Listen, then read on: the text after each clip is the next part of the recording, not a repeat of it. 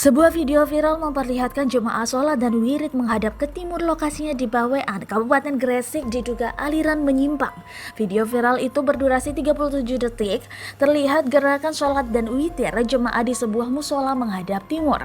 Dalam video yang diketahui berada di sebuah musola desa Batu Sendi, Kecamatan Sangkapura, Pulau Bawean ini berisikan banyak orang, lengkap mengenakan busana muslim, sarung, dan peci. Kemudian dua orang sedang melakukan sholat dan wirid menghadap ke arah timur.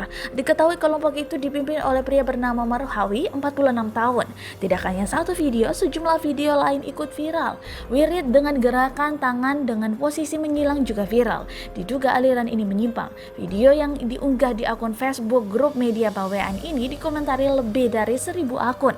Pihak perangkat desa langsung bertindak cepat menindaklanjuti video ini. Kepala Desa Lebak, Fadal, bersama Ketua MUI Kecamatan Sangkapura langsung mendatangi kediaman Marhawi.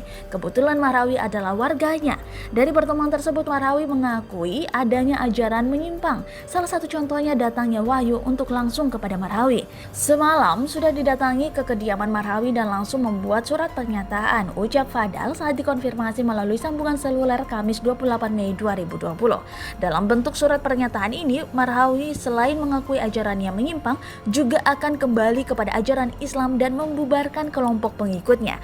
Berdasarkan informasi yang dihimpun, Marhawi ini adalah seorang nelayan yang dikenal sebagai dukun atau supranatural di desanya. Marhawi saat dikonfirmasi membenarkan bahwa telah membuat surat pernyataan itu.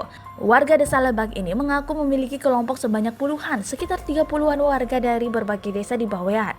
Dia menjelaskan bahwa saat itu sholat dan wirid menghadap timur karena keadaan saja, bukan disengaja atau dibuat-buat. Disinggung mengenai wirid dengan posisi tangan menyilang, Marhawi tidak menampik. Menurutnya hal itu wajar.